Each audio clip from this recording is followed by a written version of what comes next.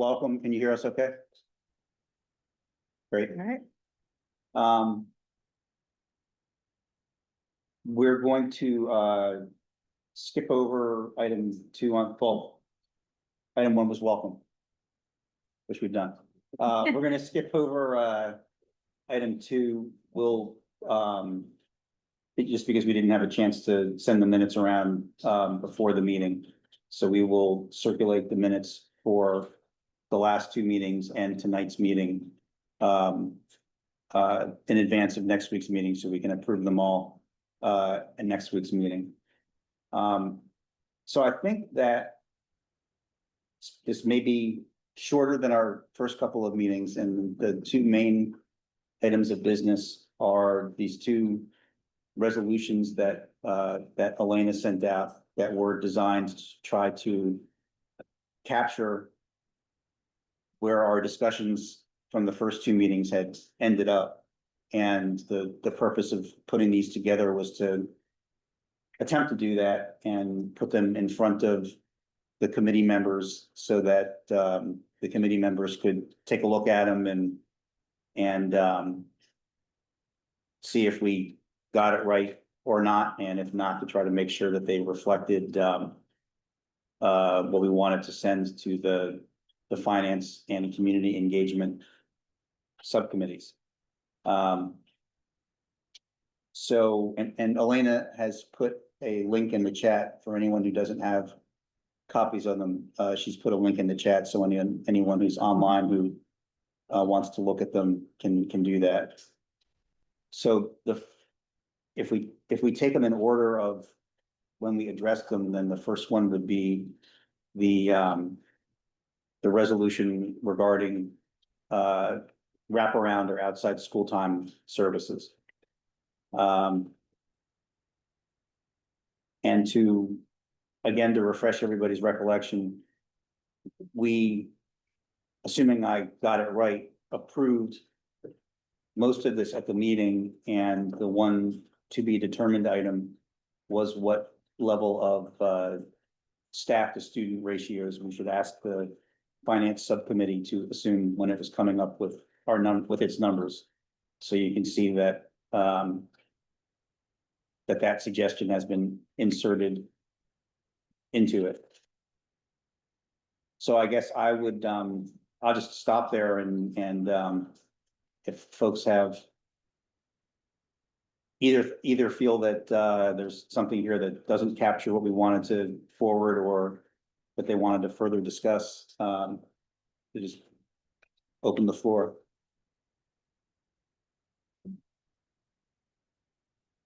Can I just get clarification, Matt, on this? Because I wasn't here that day. Does this, the way this is written, does this allow a district to partner with collabs and the Ys and the Boys and Girls Clubs for that service? Is that what, like, it's our discretion? I just don't see that spelled out in here explicitly. The funding is based on the assumption that the school will provide the service directly, but the school has the discretion, if it can do it within the budget, to have someone else do it. To use those funds. Yeah. Either to do it themselves or contract with a partner. Yeah. Partner up like we do now, 21st Century Grant, all those different things that we do. This just supports that if we so chose. Yeah, the funding is based on the school providing the service directly, but if the school wants to use it to, if the school wants to do it at a different physical location, it can do that.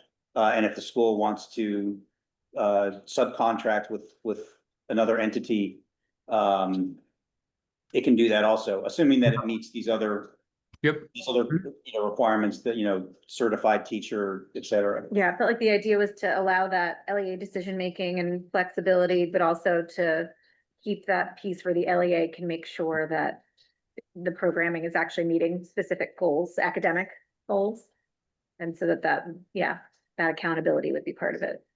Do I sort of have a follow-up question to that as implementation? So if we're saying this to sort of cost this out and get some estimates, But then let's say what happens if an LEA does want an after-school program and their school has demonstrated a need, but they're not able to get a certified teacher, but they're able to get another staff or something to manage and run the program. Would that then exclude them? As this is written, yes, because what we had discussed at the meeting was that the only programs that were showing objective student academic gains were programs that were using certified teachers. And then maybe it wouldn't come to that, but I would feel a little bit more comfortable if that was a preference. But if a school had a demonstrated need, but for whatever reason couldn't secure the staffing that we're asking for, but could also secure other staffing that could serve in that role. For me, I'd rather have those students supported, even though they're not as supported by a certified teacher, versus now we turn you away. Although for our purposes today, it's really making sure that we are furnishing the cost of someone who would have that level of qualification, right? I mean, I would assume that would be a pretty good. Well, Right. and that's Change. fine. That's why I asked the question, because it makes sense to go ahead and cost it out that, but if they then got to that point and they Absolutely. still have that need, but they're not able to implement with that person, now do you just not have nothing? And part of this, I asked from terms of like certifications and teaching, like when I got my autism cert, the next year they went away with emergency search for that. And the unintended consequence is they had this huge backfilled gap now that they couldn't fill, and instead had to put in, instead of already having other certified spec ed staff, they had to put in substitutes. So I know that this is different, but my point is I would feel more comfortable with some type of option if people had a demonstrated need, and staffing can be challenging. So just having some type of option for those folks. I feel we should come up on down. Even though I think we still need to keep certified, but maybe we can have, some type of level up, like the affiliate program, like if you don't have it, if you take the test by a certain date, would still take you, you know what I mean? Mhm. You know, instead of just saying no, because I do agree, we might have run into a problem with staffing if we're certified, but the goal is to have everyone certified. So, you know, if you are a good candidate, but that's the only thing that's keeping you back, maybe we can do something where, you know, you have to at least be registered to take it by this date, or took it by this date, or I don't know, maybe. What happens now if a role has to be filled because there has to be someone in it and that's intended to be a certified person and there isn't a certified person available? Is there some kind of a waiver? Or No. something that Like it's- a lot of times they'll end up with like a long-term substitute. Hmm, Oh, right, You and know, ain't no guarantees that Mm. long-time substitute is even certified. sure, okay, just asking, wondering if there's a way to get at it without dropping the bar. Out of like, without a process. I don't know. You know what I mean? I mean, I think if we at least make it incentive where, if you don't have it, then part of this would just do nothing but help you. So like if you don't have the, a para cert or teacher certification, then maybe by the first 60 days, you gotta at least be registered to take the test. And, Yeah, pass it too, but you know, some type of, Yeah, I don't know enough about teacher certification to know how long it well, takes. that teacher certification is gonna take a little longer to get, so it might have to be more time to get. Mhm. The para certification, it's a matter of the test, but you need time to study. So. I'm just thinking, and it's a way to, if you have people that's like, maybe doesn't have their teacher certifications, but they have their para certification, maybe it's a, like a door opener to that too. You can still do it if you go down the teacher certification journey or avenue or whatever. Well, the other thing is maybe even having like the lead teacher be certified, because this is one certified teacher for every 25 students. And I suspect you're probably going to have more than 25 students. I feel you probably could get at least one certified teacher. But if you have 75 kids, maybe you don't get 3 teachers, but you can get 1 and you can get 3 paras or something. So I don't know how pervasive this might become a problem, but I just think we should have a little bit of thought around implementation to not create barriers that we don't currently have, You wanna say something? or exaggerated barriers that we might have. As someone who district is dealing with this a lot, the autism certification really became a problem, but my concern, and I'm sitting on the board, is I think we should leave it this way and see how we work to get that way. I think it's just they're doing a lot. I'm not blaming anybody, but when we're lower, now we just need to meet this. Okay, we've done this, right? Mhm. Where I really think we need to be saying, this is where we want to go. Let's see if we can get there. Maybe we're close, right? We do have, I mean, Christina has a lot of teachers working through to become, right, certified, right? And so maybe we're so close, for like, okay, these teachers just need some hours. So if there's a lead teacher. but Yeah. My concern is, we keep saying this could be hard. You're right, it's hard, but if we never keep going for the Right. hard, Yeah. we're not gonna get there. Which I think is what we're seeing in our schools Yeah. as well. To realize we're not doing enough on grade level instruction and things like that, because it's such a challenge. We're trying to move them along, but we need to start there Mhm. and then see. Dizzy, Stephanie Ingram has her hand up. Oh, sorry. Go ahead. Thanks. I just wanted to know, just again, to clarify, this is only for us to get cost estimates, right? This is not a final recommendation. Correct. Well, yeah, I mean, yes and no. We're also sending it to the Community Engagement Committee to get responses from the public. Okay. I think that what we send ought to be what we want it to look like. And I mean, this is just my opinion, but part of the discussion that we had at the meeting was the fact that that the Delaware wraparound programs, for the most part, had not been showing much in terms of impact on students' academic performance, the existing programs.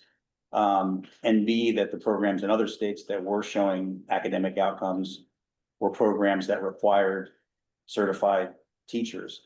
So I guess, my feeling is, we talked about at the last meeting, the general environment around funding right now. And the scrutiny that proposals for new programs are likely to get justifiably. So my feeling is that what we send out for a public response and what we send out for a cost estimate ought to be specific, and then it ought to require certified teachers, just because that seems to be the common denominator in programs that actually show objective outcomes. And I don't disagree. I just wanted to make sure I was understanding what it was we were talking about. I do believe the language, as it's stated, should stay, talking about the certificated educator, and the staffing ratios as listed. I think if the LEA comes upon a problem, then that's perhaps maybe they could do some type of waiver or something we could include, to allow them to proceed with the program but they have demonstrated the fact that they have definitely tried to staff in a way that we're asking. I should say that we would leave the language the way it is, and like someone spoke about and sitting with you, allow the LEAs to reach that standard of having those staffing requests that we have. And then if they're unable to do so, then we can do maybe by a case basis and just kind of see how it rolls out. I don't want to say kind of peel it back, but I would say reach for this goal and then we'll see how it goes. Yeah. It's Tika again. I also want to clarify, I was never suggesting to necessarily peel it back, but exactly what Stephanie was saying in terms of like a waiver, or that there should be some type of option if you are not able to do this and still have a demonstrated need. Mhm. I was gonna mention that, something that Haley had put in the chat. She said if we give some sort of certification process or additional requirements, I think we may need to think about the Department of Education or school district capacity to track things, which we've seen can be a challenge. I'm sorry, Maybe can you say that's- that again? Because there's no thing in the chat that Haley put that I can see on my screen. Can you just say Oh, it again? She sent a direct message to me, but she Oh, I'm says. sorry. Give some sort of certification process or additional requirements. I think we may need to think about the Department of Education or school district capacity to track things, which we've seen can be a challenge. A good note. Mhm.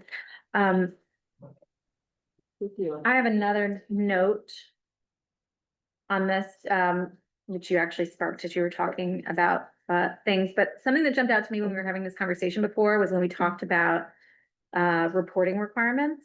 I felt like we gravitated to talking about growth. I know we weren't being super specific, I guess, but in terms of looking at maybe standardized testing results, that we were maybe looking more in a growth oriented way. And I know that this doesn't quite speak to that. Okay. So I don't know if I was the only one who heard that. And I know I've had multiple opportunities to see this before this moment. I'm just gonna voice that now. I don't know if anyone else agrees that it should be more specific, that we're looking at growth Yeah, I um agree with that, specifically. Tizzy. Okay. Yeah, It was, I I mean, think we it came from can, you first, Margie. yeah, we should use, I mean, the state assessment, but look at the growth data specifically. Growth data, yeah. Okay, so how would you suggest that we change it? I'm happy to Well, change it. in here, I mean, right now it's vague because it just says each program will be focused on specific academic goals and be based upon an externally validated curriculum. So I don't see anywhere else that we talk Down at about. the bottom, where it says, Okay. routine data reporting requirements from the State Department of Education with respect to attendance, student discipline, That's GPA, right. and Yeah. standardized testing results. So I was thinking maybe we could just add growth data from standardized Yeah. test results. Yeah, you could put student growth data from the state assessment. There you go, instead of standardized testing results. Mhm. Student growth data from standardized assessment. I was also gonna Now, mention- obviously, that only then impacts your, third through eighth grade. So kindergarten through second, you would, if you want to have, you may you need another tool to measure. For kindergarten through second. Mhm. Do you want to add growth or do you want to? I would say adjust the standardized, make the standardized testing results piece more specific to student growth. I think, did I get this right, Margie? Student Yeah. growth data from the standardized assessment.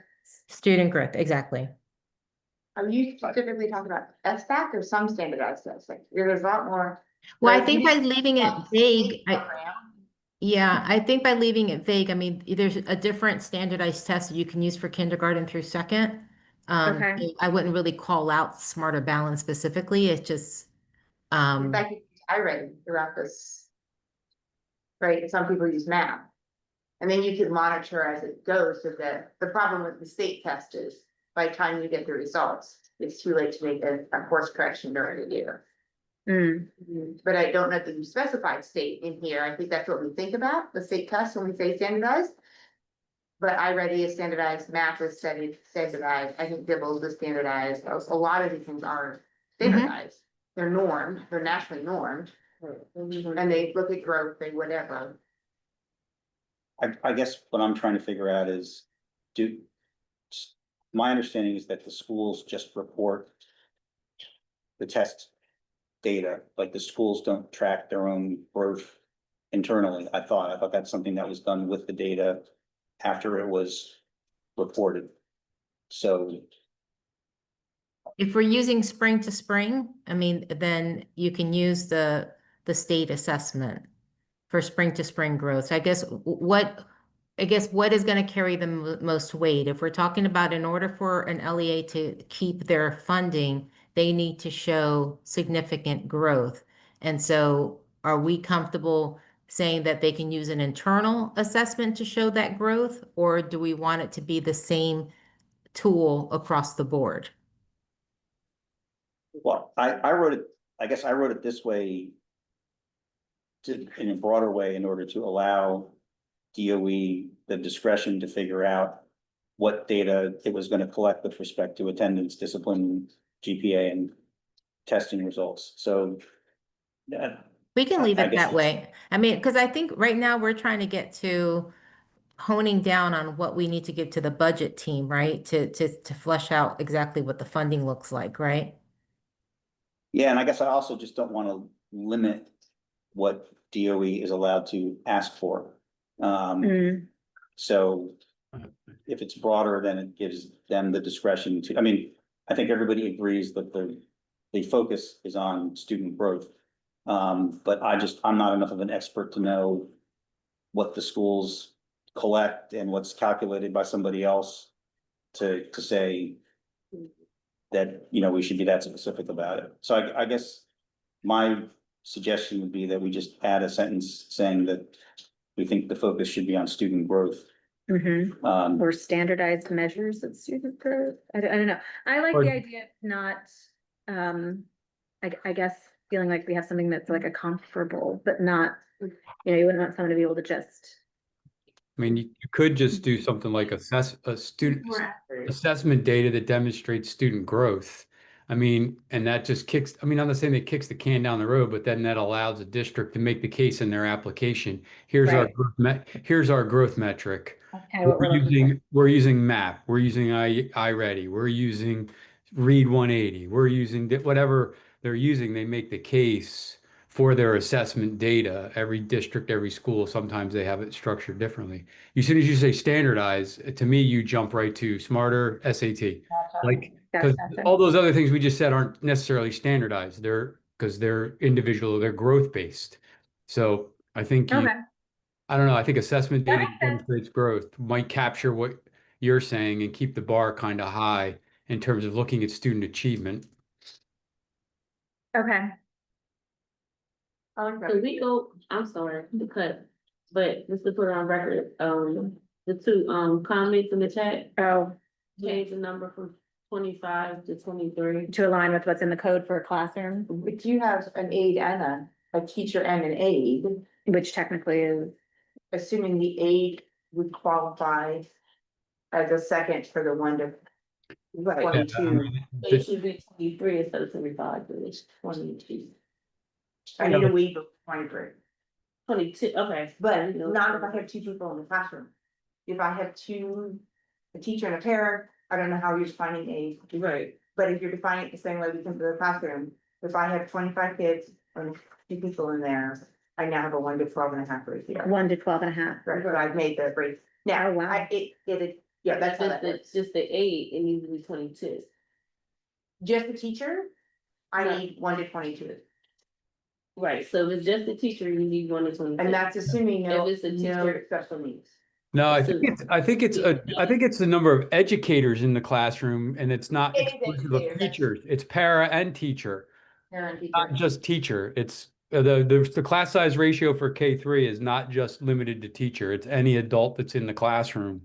That Right, that's what I'm saying. So assuming your aide is also considered an educator. yeah, your aide is also considered an educator in that. That is not 2 kids for 25, you're fine. Yep. Depending on who the special need kids are, right? Because that it adjusts based on your special need. Oh, levels. that's not even that's different. That's a different formula, the special needs It is, formula. but if You're you talking mix about the class- class size ratio is different than the needs-based categories that generate like ratios in special ed classrooms. I don't read special ed classrooms in this.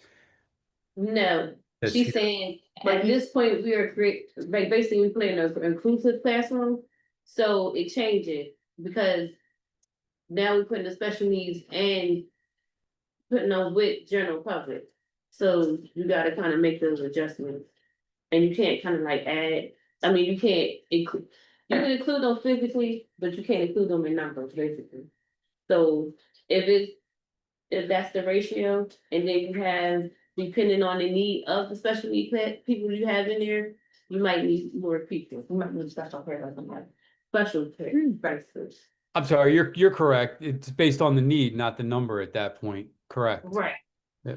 So this, you might wanna put that in there. So Right now, your ratio is, it's fine. It's fine. It's right? fine. Assuming they're both educators, if you have 2 people in a class of 25. Well, I think we need to specify that they need to be both educators, so we don't run into that. You don't necessarily want to, they have to, whatever it is that qualifies them to be at least. You just wanna follow the There's same different rules. types of aides, right?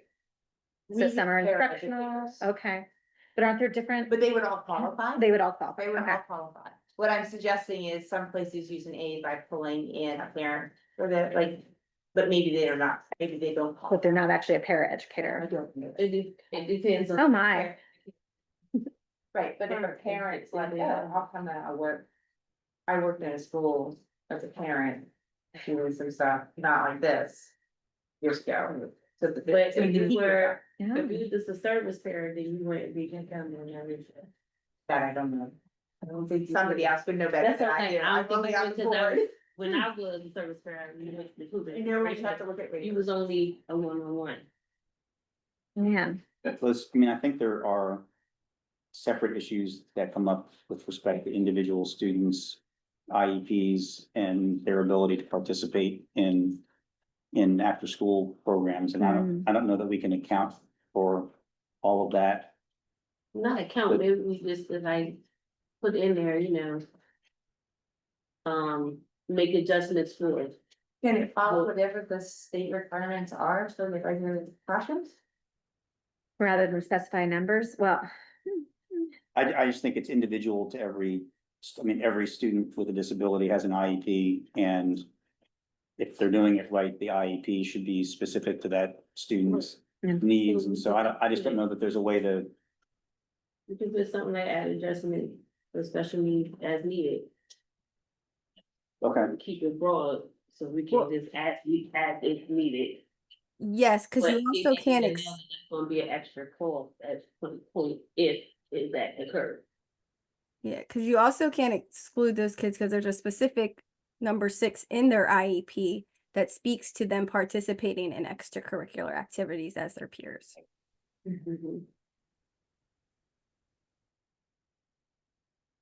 Are we expecting that that these programs will follow the same requirements for staffing that the regular school programs require, right? That, right, if after school and out of school programs don't currently follow those requirements, then it doesn't matter what, we would need a waiver if it's different.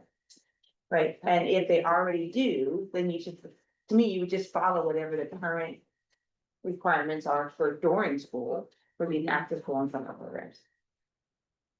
so I think that I think the intention is to limit the requirements to what we have in this resolution, but every student has an IEP, and the IEP needs to be such that it allows them to participate in regular school day and standardized extended school day activities that other students have access to. So I think it's a given that students whose IEPs require more than what's listed here have to receive that. I don't know how to, other than just saying exactly that, I don't know how to put that into this resolution. I just don't know how you could possibly do a cost estimate for that because it's so specific to each student. I mean, I think, Then I don't even know, cause that would come along with the funding would come along with the student anyway.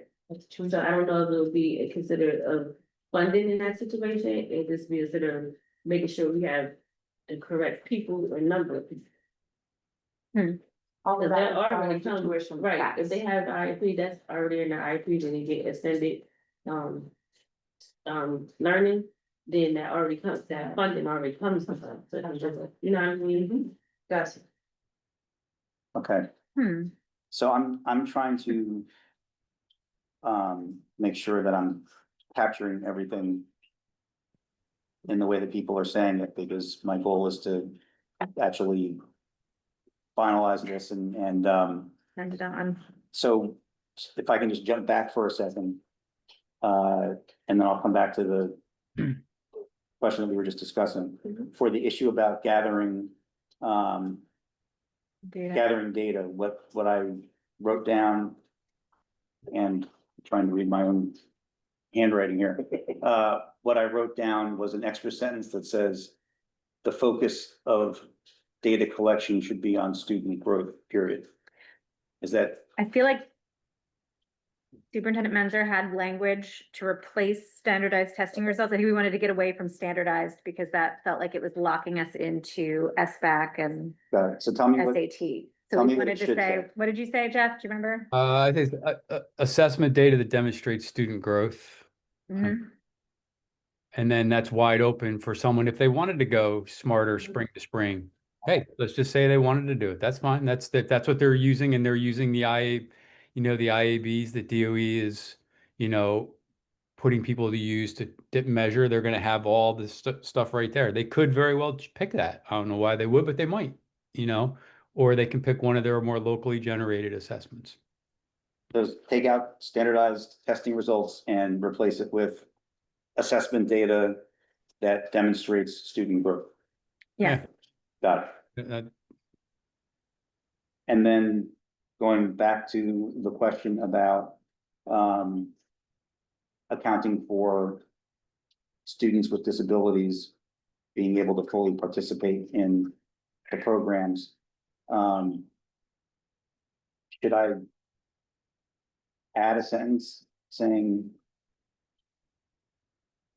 all students with disabilities should have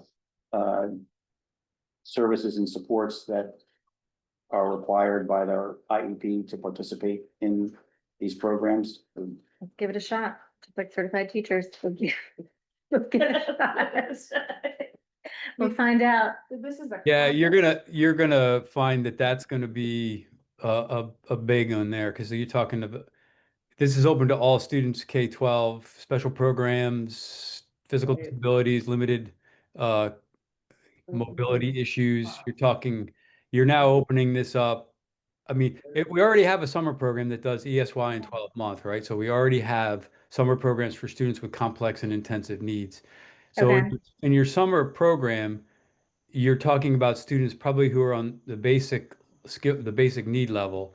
So they're going to need accommodations and supports that are vastly different than, uh, a student in a wheelchair with a trach using a mobility device or using an AOC, an assistive technology for communication. Because technically, the way this is written, if those students wanted to go to one of your programs, you guys are going to have to foot the bill. Someone's got to foot the bill to meet their needs to staff that room, which is back to what I think it was Kendra was saying about the ratio is going to be, 7 students, 6 adults to meet their needs in that program versus ESY 12 month. They staff for that year round. So you have summer programs, that summer program one 8 weeks full day you're probably going to want to narrow down. What do you mean by full day?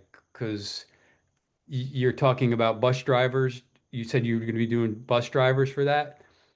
Running summer programs, I can tell you it's going to be an interesting cost analysis for you to see how much it costs to run the school like that with transportation, especially with all the needs that are coming with it. I'm not saying it's not possible, but it is a high dollar proposition.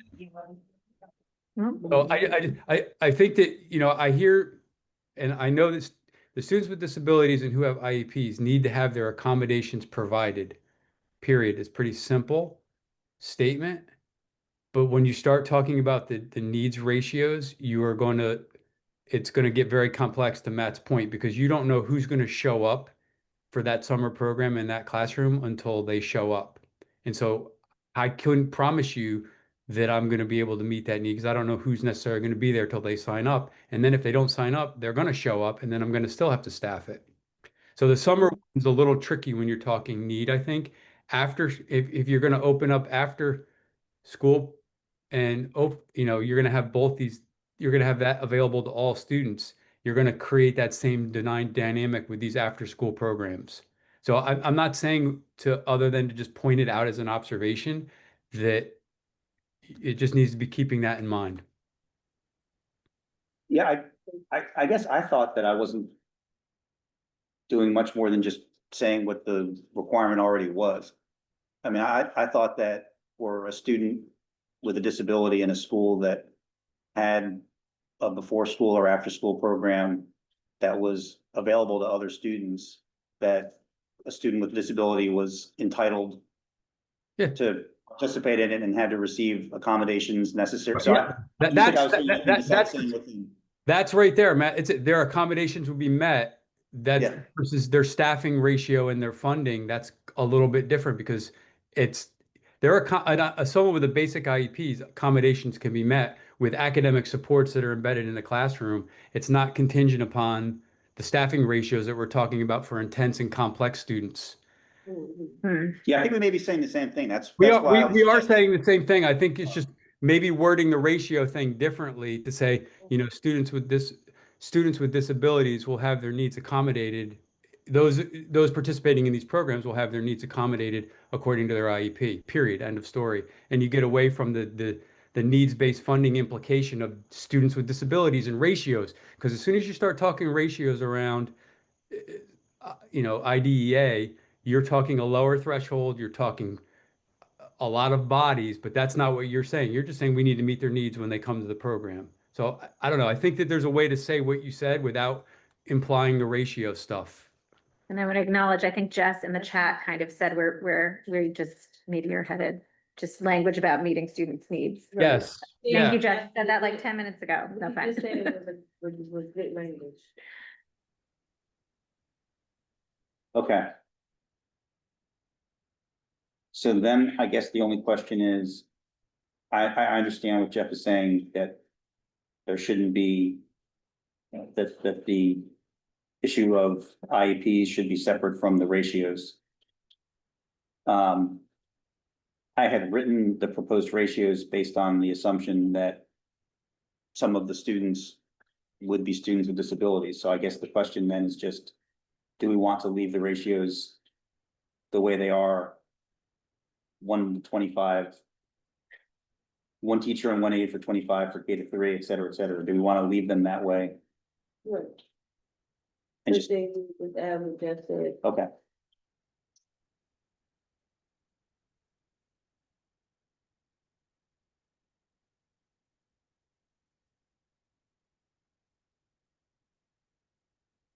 Right. And what I'm gonna do with this, by the way, because I think it's on, I think we have a category in our meeting next week to review any resolutions, rather than trying to read it aloud and make sure I got it right tonight. I'm going to go back and try to change it and make it, exactly the way we want it in writing. And then we can approve it at the next meeting, if that makes sense to people. So then I want to jump back to the issue about certified teachers, just to make sure that I understand what we're doing with that.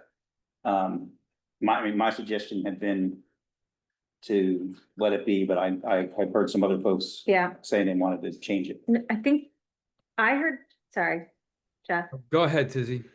No, I was gonna say, I was hearing, we were saying, let's leave it alone, and knowing that, if there's a need to introduce processes to waive that or something, let's cross that bridge when we come to it. That's what I heard. I think that I think leaving it, because I know the goal is achievement and student growth. I'm, in this process, because we're looking at these wraparound, these outside of school services to increase academic achievement or improve it. I would just say that it's possible that an unintended consequence is you could be competing in a market where those requirements are not there, and there's money for a district to go at for before care and after care that does not have these requirements, that I can go with it, that it might squeeze out the people might not go for it because the bar is too hard to get a certified teacher and the ratio at the numbers that are asked. And we've seen this before when these RFPs come out after this goes in and all the great ideas are said, the RFP land turns it into something that's impossible to get, and the money's left on the table, and people are wondering why. So I just want to put out there, while it is important that we have those teachers, just know that when it's possible that we could be competing against others who don't have that requirement, where we know the kids are getting quality care and in programming, and it's going to leave money on the table. So I felt like I lived this with this social determinants work group, maybe once or twice. So I just want to put that out there that while we have it, we just need to know eyes wide going in. The purpose of this is the academic achievement side, that's what you have to appeal to the district and the folks who are going to implement it. Because right now, they're just looking for affordable before and after care for their kids because their families need it because they can't find it anywhere else. It's got to be packaged differently, and that's all I would caution. Okay. That's good. Hopefully that's gonna go in the minutes, right? I'm not sure. We are taking the course. Well. But we've had some, it's true, we've had some pots of money that have been made available to districts, but I guess perhaps the components of the RFA or the RFP were not worth the money. At some point. Well, I think, yeah, I mean, I think a lesson that we've learned is that with some of the other RFPs that we've done with funds that were recommended by Reading, there was resistance from the Department of Education to having Reading people involved in drafting the RFP. And I think that we need to be more insistent, if new RFPs are put out, that we be involved in the RFP drafting process. Just Tizzy, let the minutes reflect that I didn't say that Matt Den did. I just want to be clear that I said something completely different, way more like, that was Matt that just said I that. hope that's actually a line in the minutes. What is the RFP? It's a request for proposals, so Yeah. when, Okay. because we don't award programs to specific, companies or entities, or schools, so. When Reading recommended that the state fund things like after-school programs, then there was an RFP put together, about what had to be offered by the schools that were doing them, and it was not always a smooth process. Yeah, so we could say you've got access potentially to $3 million to do what you want, but you're gonna have to fill out this application to the Department of Education in order to secure it. So that's how an RFP works. Yeah. Yeah. I just didn't know that. No, it's good. You're probably not the only one, so thank you for asking the Yeah. question. Like all these acronyms. I know, we're the worst. So Pretty bad. on this document, any other issues or concerns that folks have? I think we beat that one to a pulp. Okay. That's good. It's what we're here for. People who know stuff. So the second one, is based on our meeting last week. And,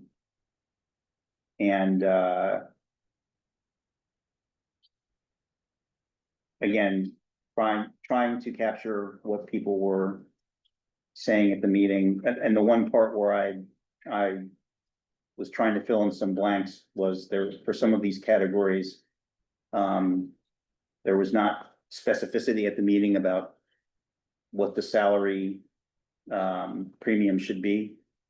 So I tried to put in what I thought people were saying, but that's, I would encourage you to look particularly closely at that, because with I think with board certification and highly effective teachers, I think with those options, we did talk specifically at the meeting about what the amount ought to be, but not with the other two. And I also just wanted to make sure I didn't miss any categories.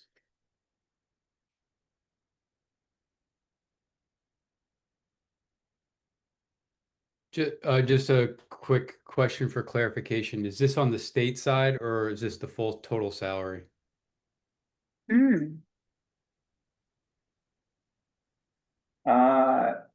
Because if I you're think- putting it on the local, if you're gonna make it the total salary, it's gonna be a local cost incurred as well. That's not effective. Like, I think all this incentives now are on the state side, but it's explicitly stated. So you might want, like the national board certification, I feel like that's on the state scale.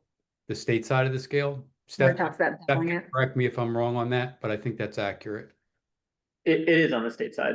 Okay, so I would say, It's I would a just, judgment- It's a judgment call whether you want the locals to match it. I mean, Okay. the salary itself is state plus local.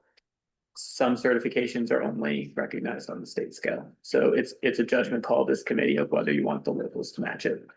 That comes with a local cost that the I would just say finance that committee there's a lot of recognizes. there's a lot of local cost in this one with the 10% across the board. I mean, I love it on the state side because we're talking about state Well, money. there are a lot of state costs too, right? I mean, There are that's, state costs too, right? But I mean, there's a lot in here. If I'm a nationally board certified 10-year teacher plus my master's, are we saying I got a 30%?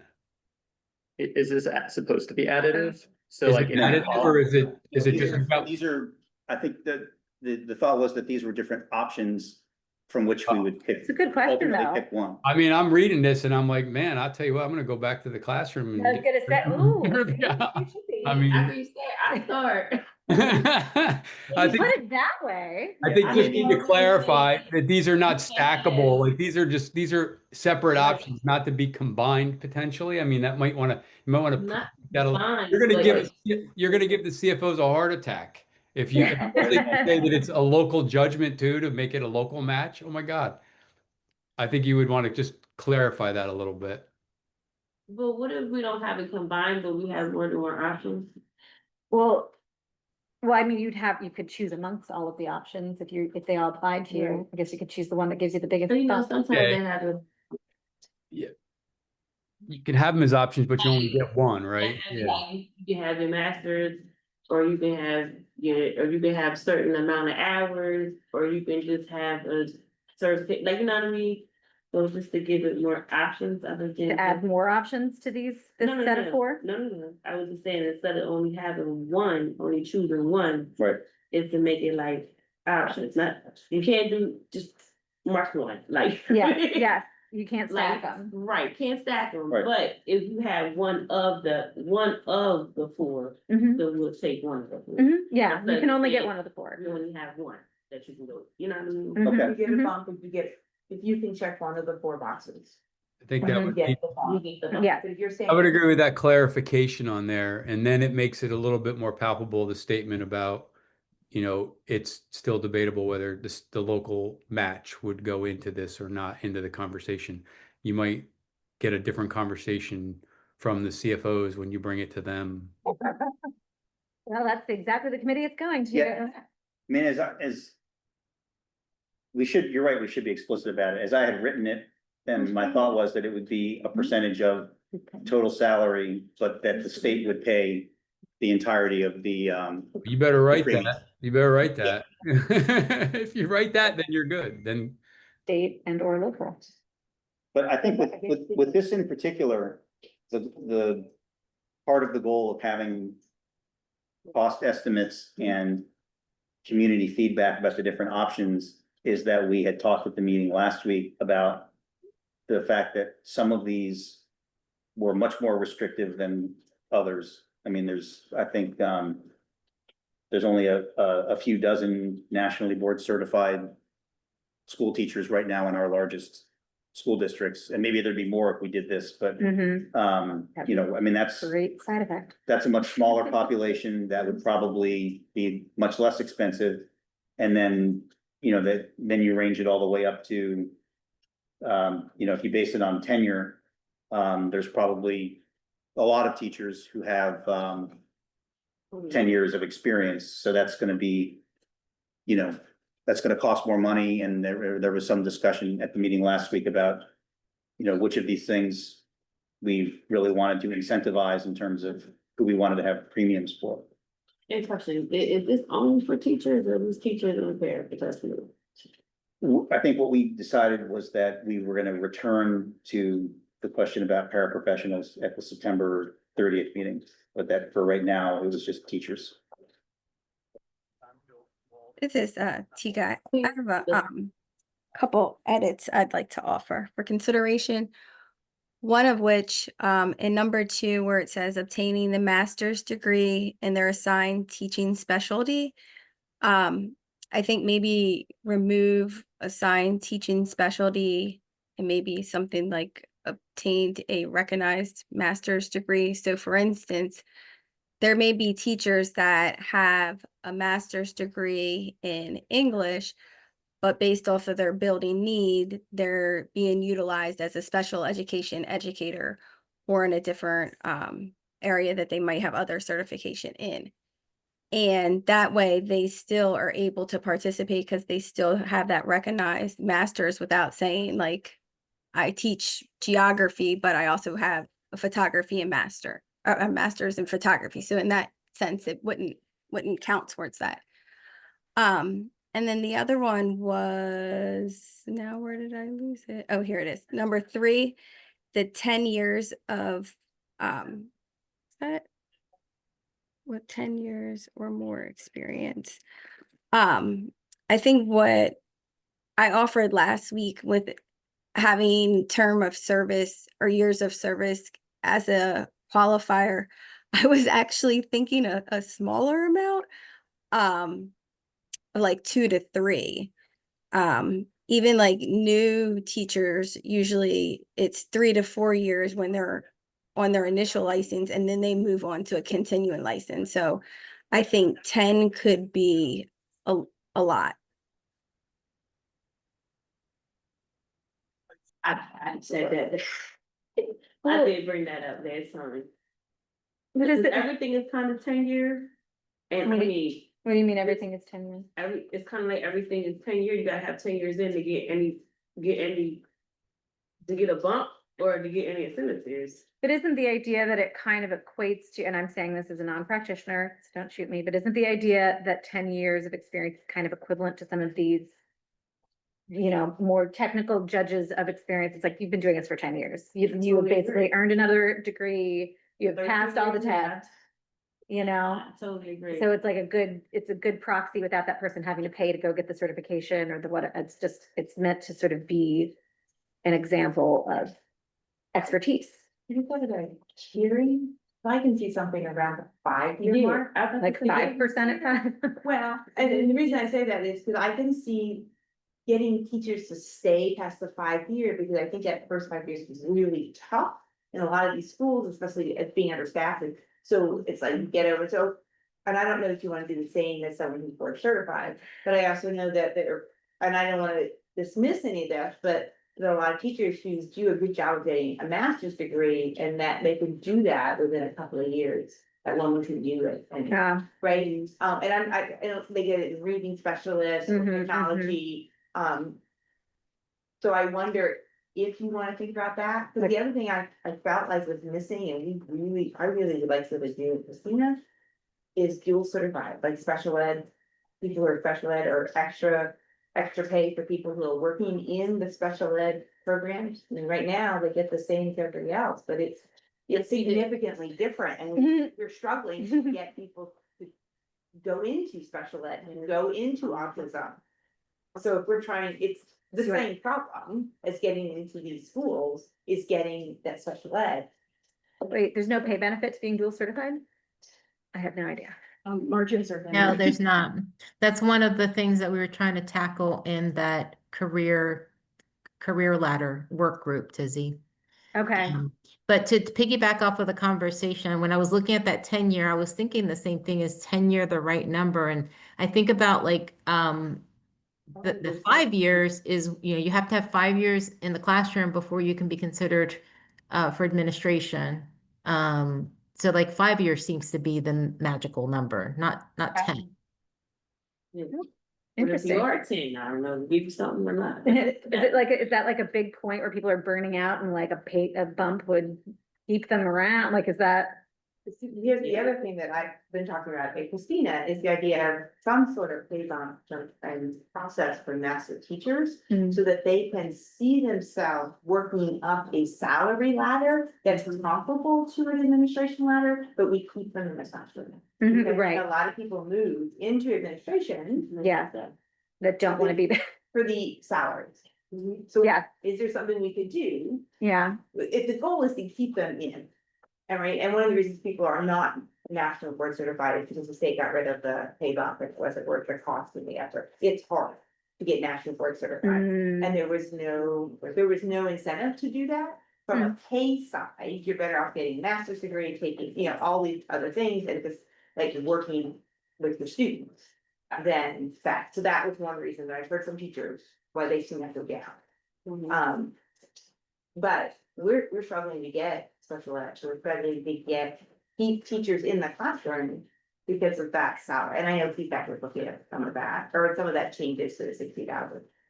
But those needs are as strong as certified teachers in our schools, or stronger. After the program is struggling.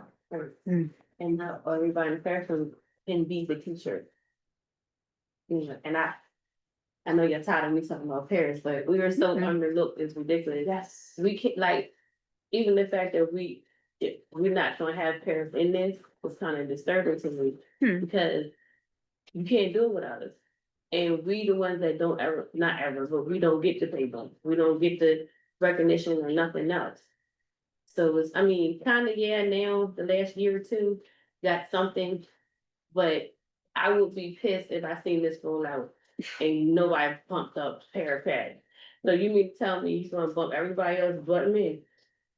It's already hard enough for me to get a computer and get access to the print. mhm.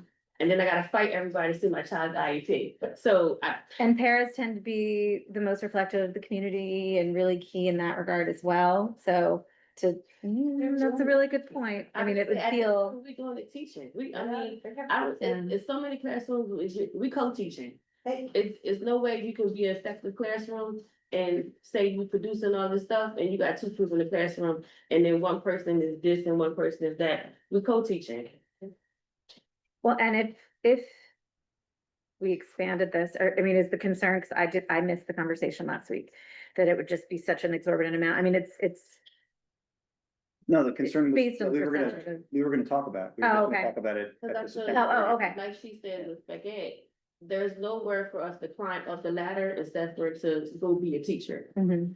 You know, and it's kind of like, you know, that's how we lose pairs and that's how we don't have retention because our retention numbers are so low is because there's nowhere for you to go. Except for you want to go back to school and be a teacher. Mhm.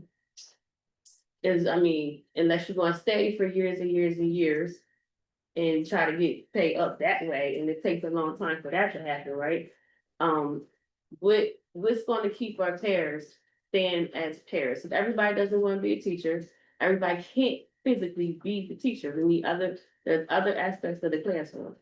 So what are we going to keep them, and what are we going to let them, but, you know. go Particularly in up our the highest ladder- needs schools. I mean, yeah. this is focused on high high needs salary schools. ladder. Or just have different leadership roles and positions, like, you know. Our paras are staying in our high needs school right now. Just saying, and our special needs programs. Well, none of these categories, except for length of experience, would apply to paras, correct? I mean, there's not a national board certification, or I guess there could be a dual. Could there be a dual? Oh, there is? See? Special My needs ignorance. and educator. Okay. So some of them would apply.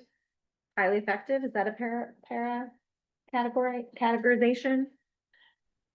It should be. I mean, and I guess I mean. Yeah, I mean, you got your evaluation process too, I mean. And I'm really just asking that for the purposes of if we were gonna adjust some of these, which just making sure that it's I think it's an accurate. opportunity for us to set the standard of. There's some educators. checking one of the boxes. Recognizing. You don't have to have all the pride. But I Some mean, people check. if you got a pair that been in, and there's a lot of pairs that been in the building for 10 years plus. Yeah, oh, for sure.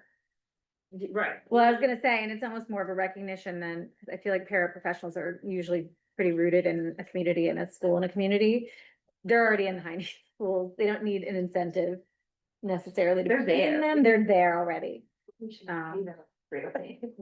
pay them appropriately. I think If we that's an wanted to interesting look idea. as, you know, we want to set high standards and we're asking you to set your stuff at high standards, we gotta set the standards. Yeah, I think what we had decided at the last meeting was that there were a couple of issues that had come up during our meetings paraprofessional bonuses being one of them, and then an issue that Jeff had brought up at the last meeting about providing resources for school districts to have dedicated staff people to work on recruitment and retention issues.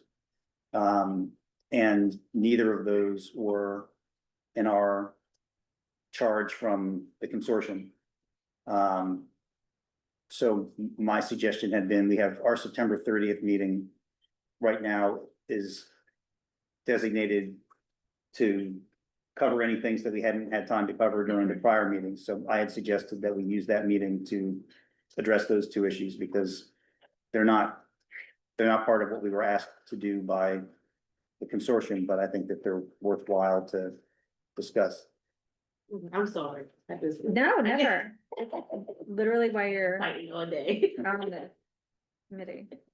And Senator Levin, I was just gonna mention that, the community engagement subcommittee also has the educator advisory panel town Yes. halls that they'll have, so we'll be able to get specific feedback on these items Yes. as well. And thank you for raising that, because I was gonna mention once we were done wordsmithing this, that we had a conversation on our earlier governance call about wanting to make sure that really the salary premiums issue was vetted with that advisory panel.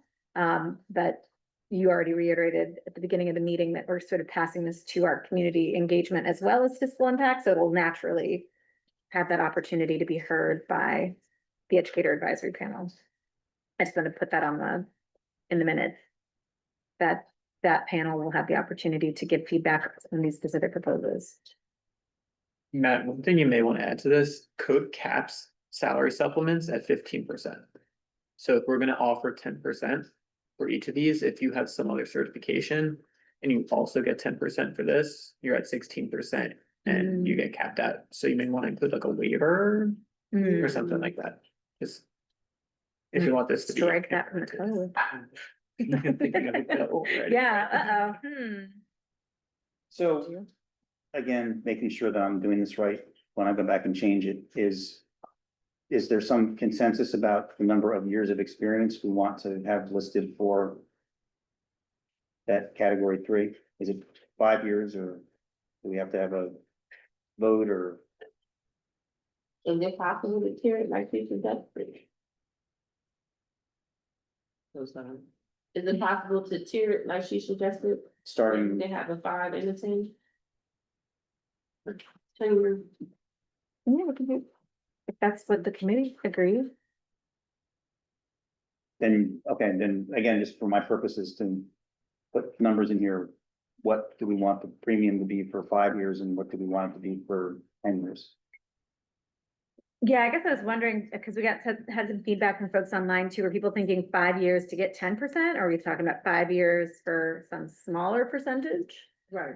And then 10 years for the 10%? We definitely didn't get clarity on if people feel like 5 years should be what it takes to get 10% versus I'm open to the tiered approach. I mean, I think 5 years at a lower percentage. okay, Good. And then you get more with 10 years. well, there you go, gotta keep people stressed. In this 5%, 10% is on top of whatever your salary is based on your salary scale. Mhm. And you said salary.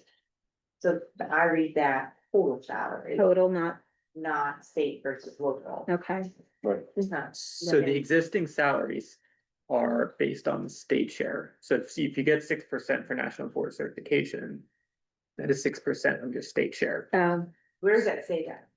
I will tell you, my teachers and paras and educators see the word salary and they look at what their salary is. I'm really clear what the pieces have. That's section 1305. Does it say specifically on the state side? Yes, it does. Yeah. So this one should also. It Or be it doesn't both. matter how many times you say it or write it, it's still, they see salary, they think salary, but it does stay state share, and you have to draw that out every single time you get into that conversation. It doesn't matter anytime these are in there. You have to definitely point that out. Now, if we could do this with the whole share and make the local portions match. Oh, maybe goes off random with them. oh, She loves me numbers. I see. Does that make sense? But then that's up to the school board to make that choice. So I And mean, then we, the school board is owning whether they believe in that or not. do we need to speak to How that? many people vote for that brand? If I'm not mistaken, that would probably be, if you're talking compensation on the local side, that's bargained in all, so you'd have to have, every district would have to bargain it, or whoever the LEA and the DSEA side, it'd have to be bargained as part of the negotiation, so that's, Okay, like- you could put that in there, but it's not a guarantee, it has to be bargained.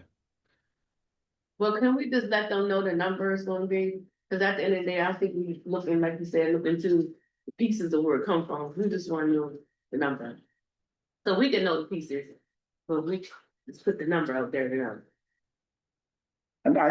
And my suggestion would be, kind of along the same lines, my suggestion would be that we simply reflect everything as a state cost, because that's how we're supposed to deliver our plan to the state school boards, is with a budget for it.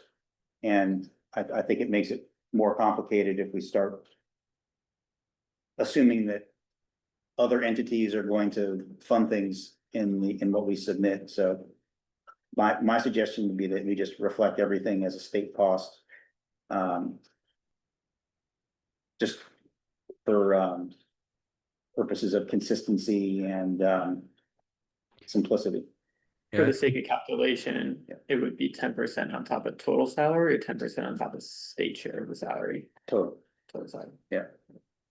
So you're just to, I'm not gonna try to throw a wrench in that, but I just want to point out that that means the district that has a higher local share, a teacher who works in that district is gonna get paid more than a teacher who's not in that district doing the same exact thing. So that's, I mean, if we're, so you're gonna incentivize, it's just that when you bring the local in, you're now going to incentivize people to go to the higher paying district because they have a higher local share, versus if it's just on the state side, everyone gets the same increase no matter where you work in what district. Just pointing out that when you, as soon as you bring local share in, there are teachers who are in Newcastle County, depending on what Brandywine, I'm pretty sure, pretty happy with themselves their last negotiation. They now have the highest local, they have the highest salaries total in the Newcastle County. So that's gonna get more 10% than Colonial's fourth rate. We're fourth. We're gonna be paying less for the same exact person, and someone else is gonna be making more. So I'm fine with it, but like if the goal is to get people to work in one location and in the city, you know, or with certain populations, you're now incentivizing them. If depending on what model you go with, right? I agree with that. So you're gonna run into a little bit of a tension there. I mean, I think for calculation purposes, it'd be good to just see what it is, but know that if you include the local, you're gonna incentivize certain districts. Isn't that true every time we go out and renegotiate salaries? We keep, Brandywine, we were highest, then Red Clay, then Brandywine, and next time Colonial does, we're constantly shifting our staff around Yeah. based on who got the latest. Well, it depends on where you are in the referendum cycle on the negotiation, so it all depends on what you can bargain and what you can give up. So it's really, you would like to think that if you just came off a negotiation, you might have the highest salary on the local side in the county, but that's not necessarily the case. And everybody's fiscal situation is different, given their where they are, I would argue, in terms of operating referendum and or local reserves. But Suzie, there's a couple comments from Bridget Yeah, Avery in the chat. She says the challenge is establishing high bars with regard to personnel and extending learning programs without perpetuating flaws in existing barriers in the current system. And then she said thus inequities would be perpetuated with differential pay. So can I ask I guess a process question? Shouldn't I guess we address like the leveling up first and then do like the cost estimates with each of these, like by looking at that, like whichever the highest district is? I'm about to say the same thing, I don't know. I said that last week, I think. Pick the Oh, you highest did? district and just go with that, right? Just pick the highest one and go with that. we talked about. Remember, I think Bill thought that was funny, if I remember correctly. Yeah, cause I brought it up. Yeah. So I want to make sure I write it down correctly, so. This is. How should I write it down? Just ask it an open-ended How do we way. record that? Yeah. I would tell them that they need to find, which district has the highest total salary package and calculate this using that as the base, assuming that we're gonna have to meet that cost if we're gonna go even to the full countywide district, because we're gonna want, that we're gonna have to level up in order for people to stay in Delaware to teach. Or in Newcastle County, because everybody could jump and go to Apo and Smyrna. So if you're gonna you're gonna base this off of the highest existing negotiated contract in Newcastle County. That would be one way to do it that kind of cuts out all the stuff that I just said. I mean, I don't know if the CFOs would agree, but there's a lot of ifs in all of these scenarios. But if you want to do for calculation purposes, that's pretty straightforward. Yeah, That makes no sense. Yes. It makes sense, yeah. This will also affect the Wilmington. Income. Tax, or whatever, is the Wilmington city tax. So I know we pay that For city-based, for people who work in the city, right? right? So Came up for last those- time too. That came up. Yes. Someone Tika brought that up last time. Not complain, we should be paying that. Covering that cost, Right, at some point, but that is a cost. Yeah. Which will, is a percentage of the salary. right? And so if you're giving someone a pay bump, especially if we're doing it beyond the borders of the city of Wilmington, which it sounds like we were proposing to Right. cost that I out. think that's just- And then you allow the city of Wilmington educators to still have to absorb that tax. Well, but They're getting less. we, in Delaware, It's covered. Christina, we pay it. Okay, do all districts No, pay yeah. it? I don't know. No. It's a. No, they don't. Not, Christina did it like in the same check. Red Clay got a little bit better because it used to be, I think, like a $400 stipend. Now it's a little bit closer to what actually comes out, but Christina does it the best way. I could say, I think we just need to look into all of them, because all of them have different things that may be good to implement. Like Christina literally pays their city employees more than their suburban employees. Well, that was a negotiating You agreement. lose that bump, though, because You you're leave not the paying city, it you lose anymore. that bump. It's Right. only because you're But in the city. If right? you are in the city at their high need schools, then they agree to pay you more. Yeah, that was from the MOU. That was from Right. you, and now we pay it out of our local tax, our local share thing. Which we're all paying. Okay, so much in local taxes. So what we're hearing is Christina has the best model for covering city wage tax. But Brandywine has the best salary. But pretty much has the best salary. Are they have the latest salary? Yeah. Yeah, it's more than salary though. Yeah, that's what I said. It is a Everybody whole has lot their more own- salary. I mean, we have a lot of teachers, it's not salary for them, it's the working condition. Oh, for sure. It's We've being definitely heard that. actually Do the teaching, right? And so we're working on that, Christina, what do we take out of the state, out of the city? But that's an administrative process. Right. So we are not top heavy. I will fight that battle to the death. We are not top heavy in any of our schools. We do not have enough administrators in this school districts to administrate the programs that accurately and well. It just does not. Not interesting. But I was only here for 15 minutes of the conversation last week and I felt like that came up, that the administrative piece was an important barrier to this being effective. But I guess we'll see if our educator panel, has strong feelings about that as well. so can I jump back to the other comment that Tika made about the master's degree? And Jeff, you had, I think, brought this up at the last meeting. I don't really understand how the current master's salary supplement works. Can you have a master's degree in anything, or is there No, some requirement that It it be in a must be, certain subject? it must be in education at a minimum, but in the field of education, like you go for your master's in ed leadership, master's in school counseling, master's in special education. you might be able to make a case, Masters of History, if you're a history teacher. I don't know how that looks. That's a DOE question because ultimately they're the ones who, if someone goes for it and then we have to submit it to DOE to get approval for that to count towards their switching from a bachelor's to a master's.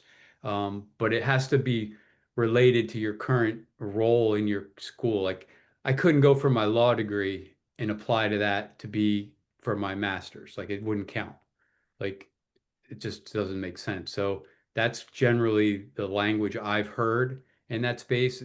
I mean, I'm not in HR on a regular, but I hear that conversation, and I know Margie could probably speak to that, and so could Steph probably, if I'm off base on that. But it has to be in the field of education related to what you're doing. K-12 education is a broad bucket, and I think that that's the scope that's used. Yeah, that's correct.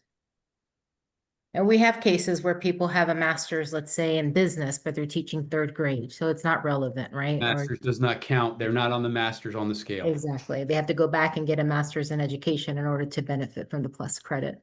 Now, if they're a teaching business at the high school, Yeah, exactly. there's you can make a case that that's Mhm. applicable. But it's not an automatic because the DOE will look at the classes. I mean, they'll look at every course you take and you could still have to go back and take 4 or 5 different courses that are, because they're not foundational in education, that they're too business oriented. So it's not a guarantee. Well, I mean, that had been my understanding of what was being proposed last week.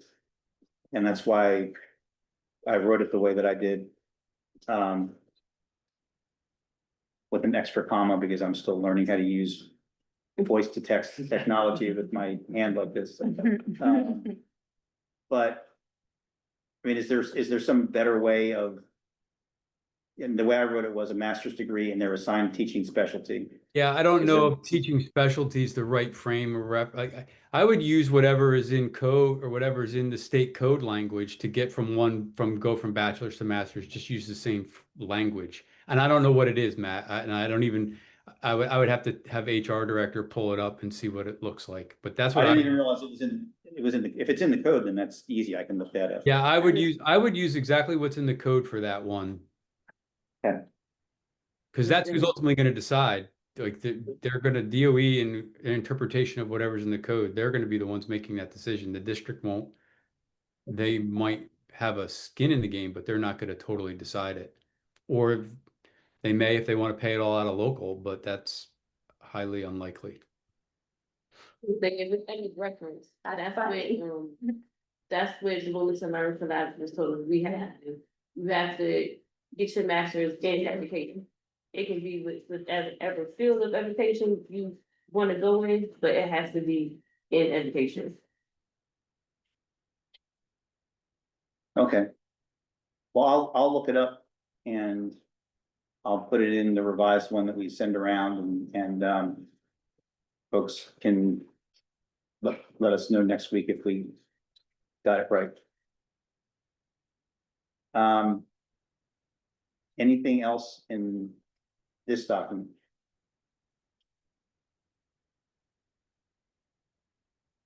And again, we'll circulate both of them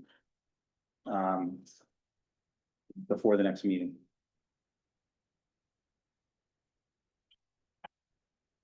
Okay, thank you.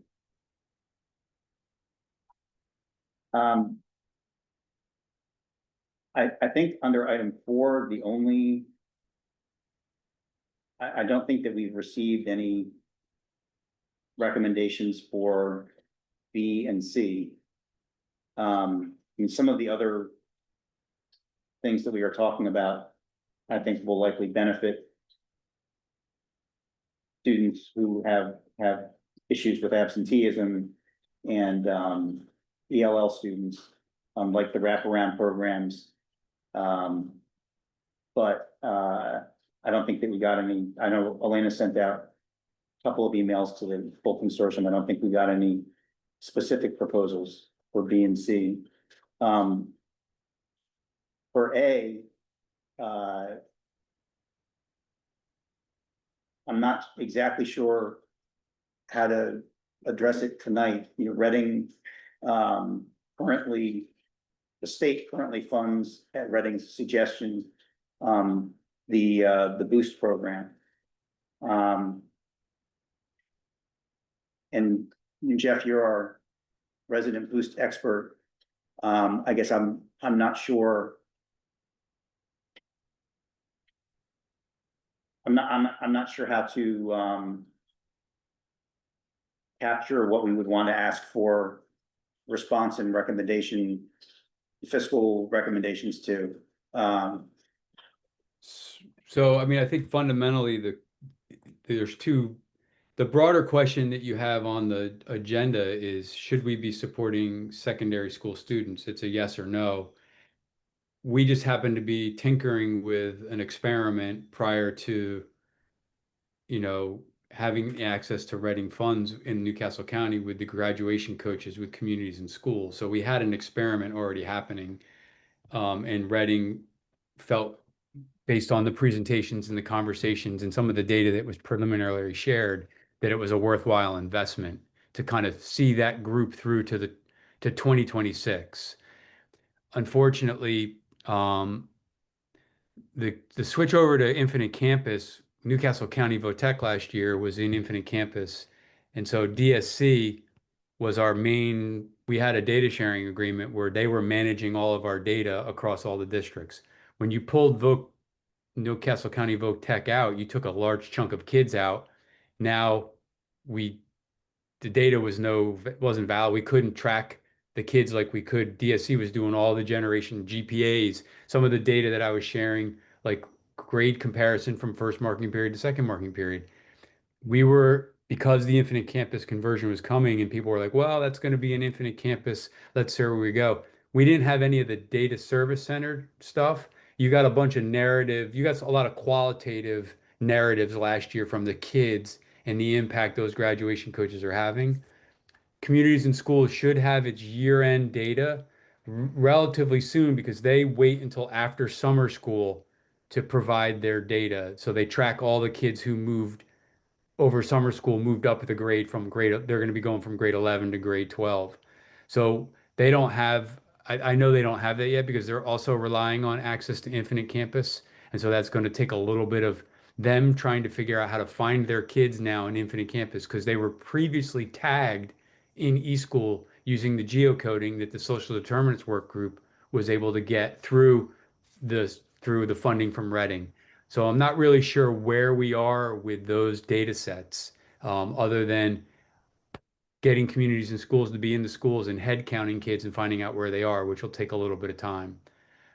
Is there a way, I mean, I guess I view this particular recommendation differently from almost all the other ones because Reading has already sort of endorsed this idea by funding it for consecutive years. Yes.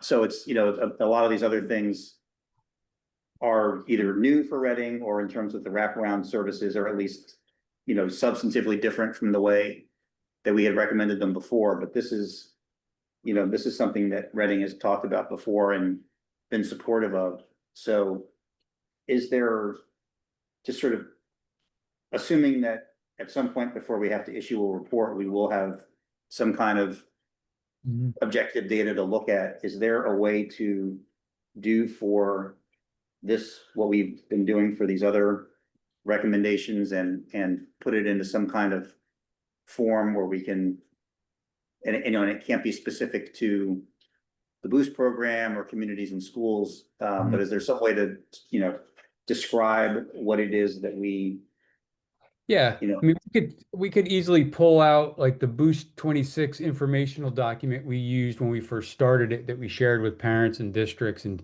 strip CIS out of it and talk about the graduation cohort model where you would say you're going to track eighth graders all the way through to graduation with support, same support, constant support, follow them from school to school, regardless of where they go.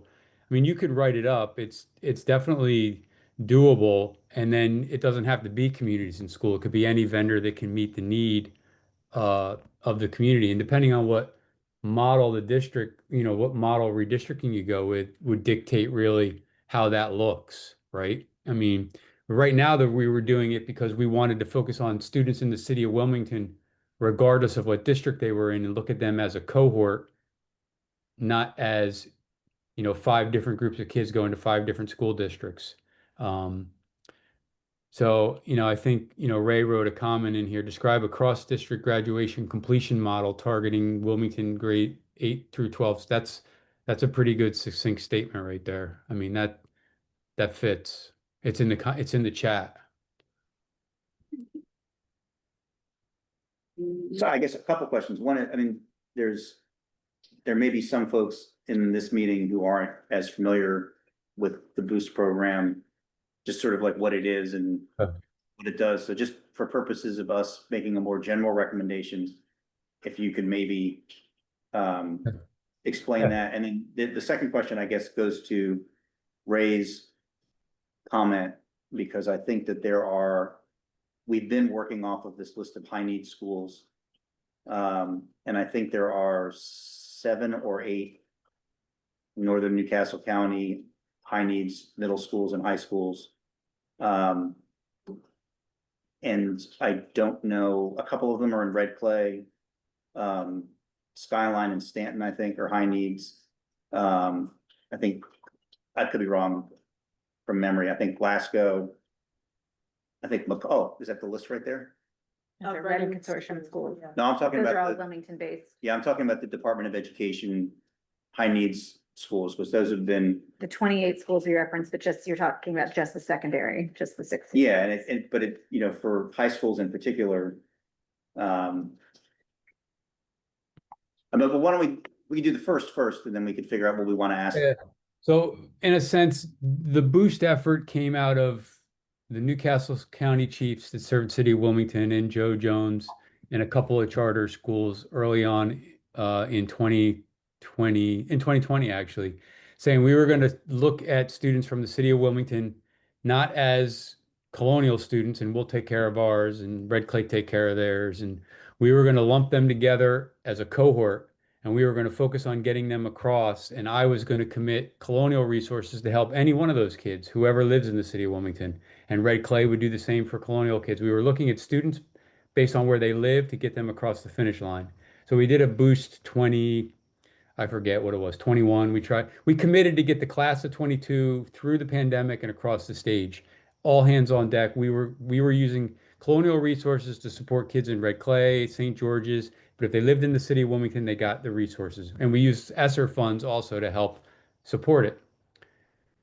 We learned from that 1-year experiment that you need to start early. So we started in 9th grade and said the freshman class of 22, we're going to get them across the stage in 2026. So these graduation coaches became the workers across school district, across the city for students who live in the city of Wilmington, no matter where they go to school. Jeff Menzer, Colonial funded one, Red Clay, Christina Brandywine, and it didn't matter who they were working with. Well, Colonial only had like 9 kids that lived in the city of Wilmington that went to William Penn, but our person that we paid for was working with every kid across the city. So right now we're in 2026 graduation. That cohort's coming across the finish line. It's going to be real interesting for us to be able to go back and see, did we get them across? I mean, I know we have good anecdotal data. We have some good communities and schools data, but we have to now get back to recapturing the longitudinal data that we were tracking with, you know, IPA with DSC for the last, you know, 2 years before Infinite Campus. Well, so that's really what it is. And it was communities and schools created a position where they were working with the community and students to help kids get through to graduation. Is it? And the reason I asked you to describe it was just so that, you know, folks who are here could discuss if they wanted to, whether we want to put together a recommendation regarding a program similar to what Jeff just described for middle school and high school students. And if we do, I can I think that you should, But I think that should be something that is contemplate. I mean, I think it should be part of the conversation. The cohort, the way Ray described it is targeting, Wilmington students grades 8 to 12, getting them across the stage in a cohort model. Like we look at it this way, we focused on this 26, but there was still a 25, there was a 24, there was a 23. Like, so if you really want to cost it out, you want to look at how many eighth graders do you have from the city of Wilmington this year? What would it cost to run them out to their in perpetuity using just the CIS dollar number per body? Like that's probably not off, like, right? Whatever it is, it's whatever that number was, it's not a bad number, 80 grand, I think, a person for a contractor to work with kids all year long to get them closer to graduation. And then you would say, then you would have to do that every year until you create a cohort of coaches that they're just going to cycle through and they're going to pick up another cohort. Like they're going to see another group of kids across the finish line. So you're really talking about 5 groups of coaches. We have 4 right now. CIS is fine with 4 because you're sticking it just students who reside in the city of Wilmington.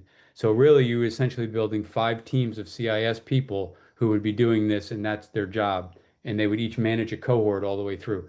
Now, there you're talking, that's an organization, you wouldn't be able to just give that to CIS. They'd have to bid for that and go after it. But like, that's how you're going to make a difference in getting kids across the stage. That's like what cities like Chicago did back in, the heyday of, you know, Arnie Duncan and in the Obama era when they were really trying to change their graduation rate, focusing on those ninth graders and eighth and ninth graders.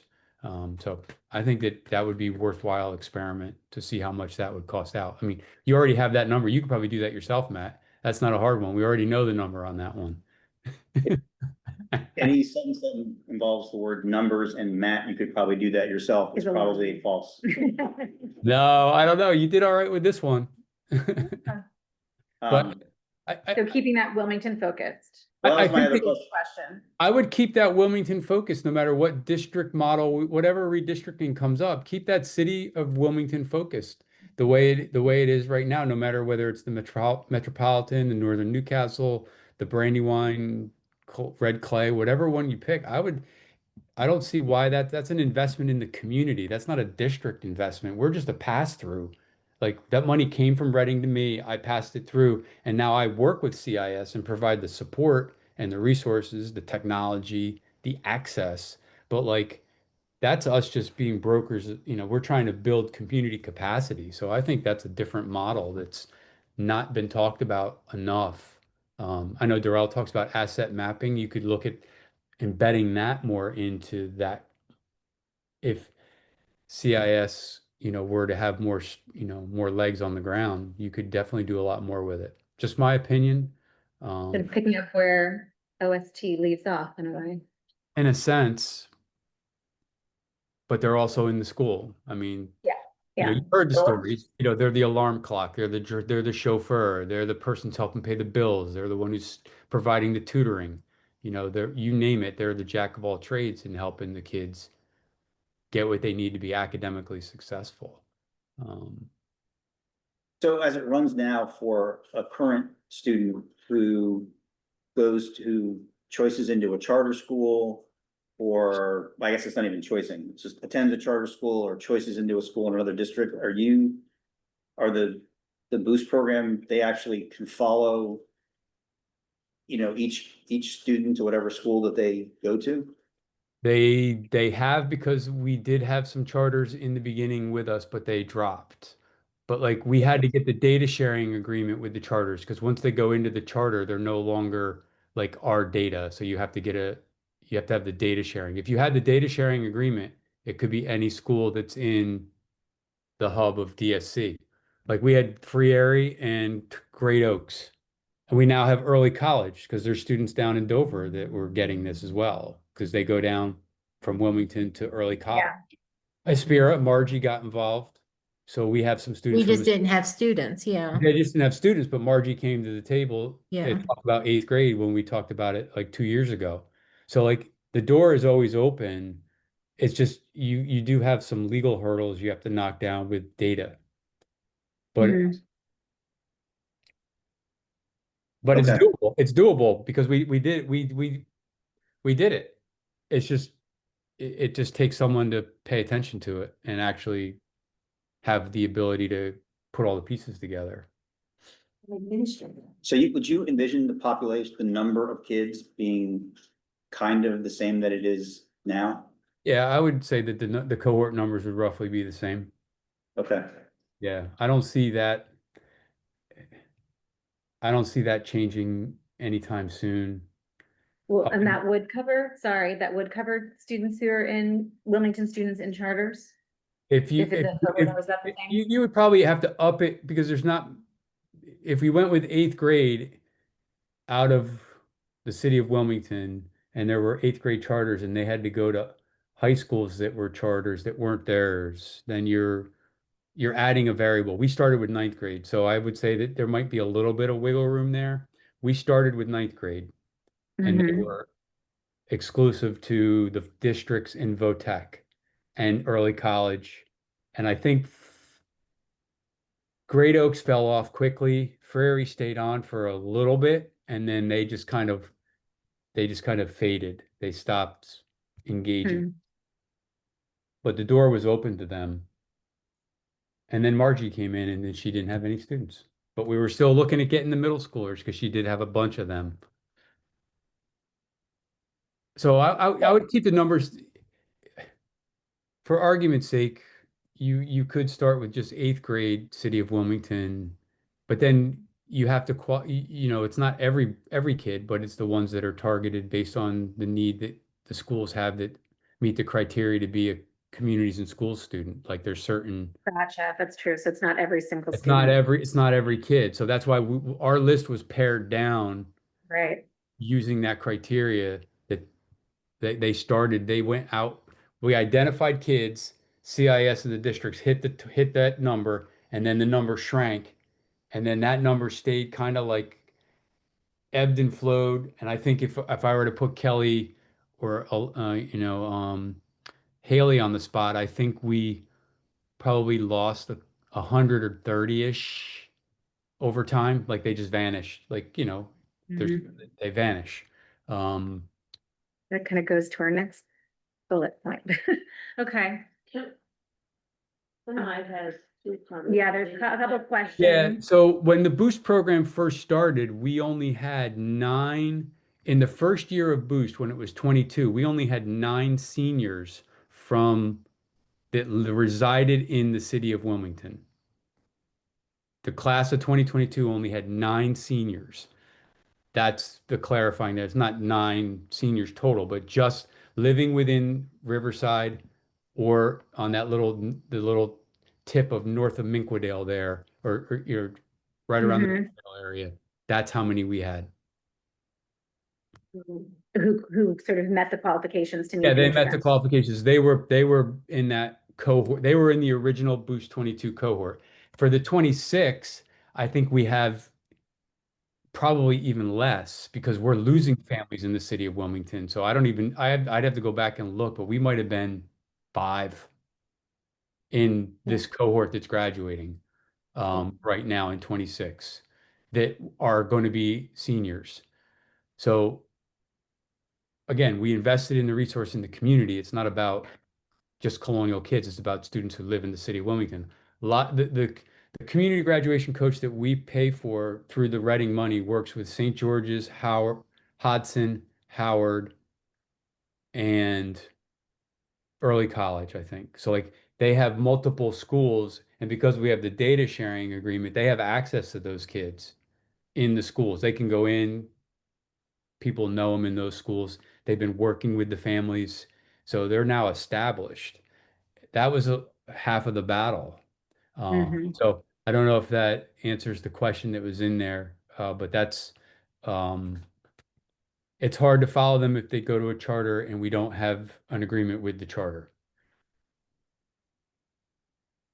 Well, what I'm gonna do, Jeff, is I'm going to try to write something up and I'll send it to you Okay. first, just to make sure I'm saying it right, and then I'll share it with everyone else along with the revised versions of these other two.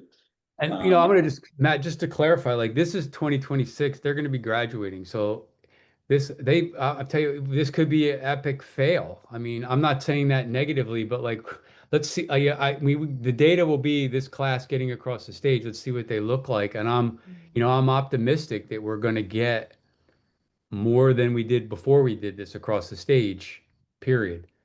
What that looks like, and how I can prove that, I'm not sure. But I feel like we're going to get more across the stage because we've invested in these families and we've heard it. So I mean, I'm just throwing out there that while I'm talking real positively about it because it's different, we have to temper our enthusiasm every now and again with whatever reality is going to face us. Right. We're gonna have more students. So this time next year is when we'll know whether or not it met the expectations. Yes, and we might know sooner at the beginning of this year because if we retained more kids, that's great. That's fine. That's Okay. that's the goal is to get more through every year from one year to the next. And if our retention is high, then that's not always been the case. That's Yeah, it would be helpful to even know that, That would be helpful. Yeah. if the number who have finished their junior year is, Yep. more than before the program or more than other Yeah, and comparable. this is where I'm pretty sure I can go back to DSC and they can pull archival data and because I do believe the districts agreed to share the data, parallel data for this to compare to, like we picked, I think the year before. So like we would get what would look like in what 25's class looked like through their input. And I don't know what DSC now has access to kind of make that parallel just because of the conversion. I mean, I know we have access for another year to e-school information, so I'm pretty sure we could probably dig it up. And I'm just gonna say with DSC, they now have a different vibe to them than they did 4 years ago, where they do a lot of contracting with DOE, and there's a lot of work on their plate. So this was a passion project of Katie Semmel, the previous executive director. She was big. She was a big part of a lot of the Reading conversations prior, or the Wilmington conversations prior to my coming in as superintendent. So, I think I'll see what I can do and find out with DSC without overloading them right now during the infinite campus conversion. I mean, I can commit to ask that and see what they can come up with.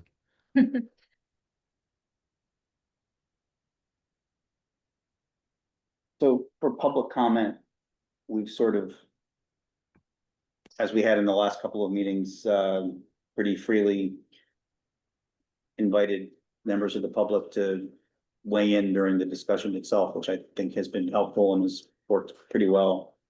So we have it as a separate item here, so invite any members of the public who wanted to make additional public comment to do that. So if you'd like to offer your public comment, I just ask if you could just raise your hand and then for the process, it's 2 minutes per individual and 3 for if you're representing an organization.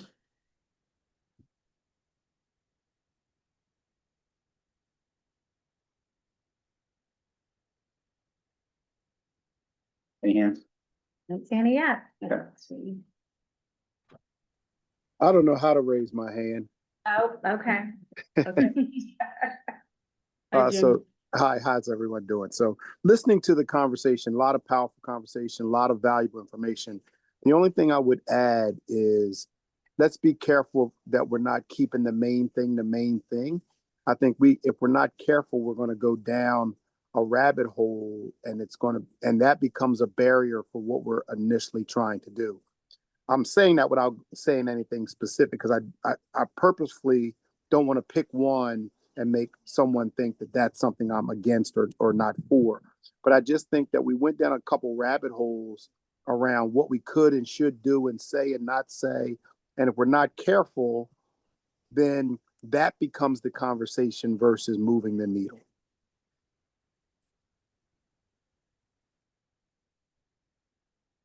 Thank you. Thanks. Okay. Any other, Else can shout out if you can't raise your hand.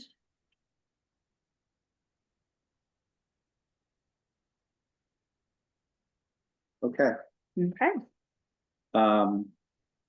our next meeting is a week from today at 5:30. And I think that there will be some materials sent around Yes. before the meeting. Pre-K conversation. Pre-K is Yes. our topic. That's That's a 2 few weeks. weeks. Sorry, my bad. I was getting ahead of myself. So, There's a message from Jess in the chat. When was the meeting to address para compensation? Is that gonna be? we're gonna September discuss 30th? that at the September 30th meeting. So. Yeah, you got it.